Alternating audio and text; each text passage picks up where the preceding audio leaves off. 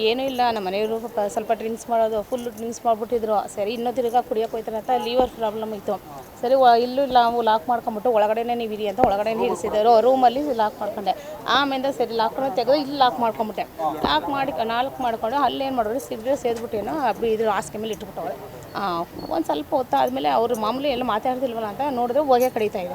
ಆಮೇಲೆ ಅವ್ರನ್ನ ಎಳ್ಕೊಂಡು ಇಲ್ಲಿ ಬಾಗಿಲು ತಗೊಂಡು ಮೇಲ್ಗಡೆ ಮಕ್ಕಳಿದ್ರು, ಮೇಲ್ಗಡೆ ಮಕ್ಕಳನ್ನ ಕರ್ಕೊಂಡು ಆಚೆಗಡೆ ಬಂದೆ. ನೀರು ಹಾಕಕ್ಕೆ ಹೋದರೆ ಅವ್ರು ಬಿಡ್ತಿರ್ಲಿಲ್ಲ ನೀರು ಹಾಕೋಕ್ಕೆ.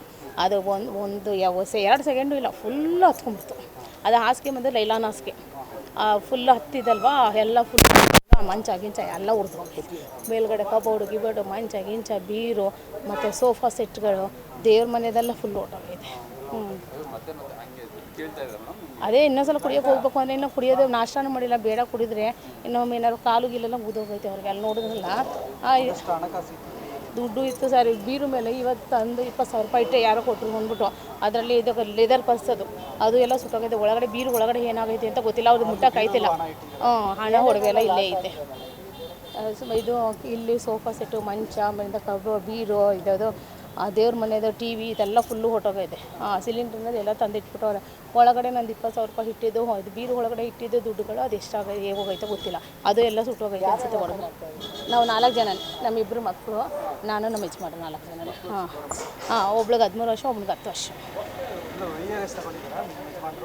ಇವಾಗ ವಾಲಂಟ್ರಿ ತೊಗೊಂಬಂದಿದ್ದವ್ರು. ಅಮ್ಮನಿಗೆ ಹುಷಾರಿಲ್ಲ ಅಂತ ವಾಲಂಟ್ರಿ ತೊಗೊಂಬಂದ್ಬಿಟ್ರು.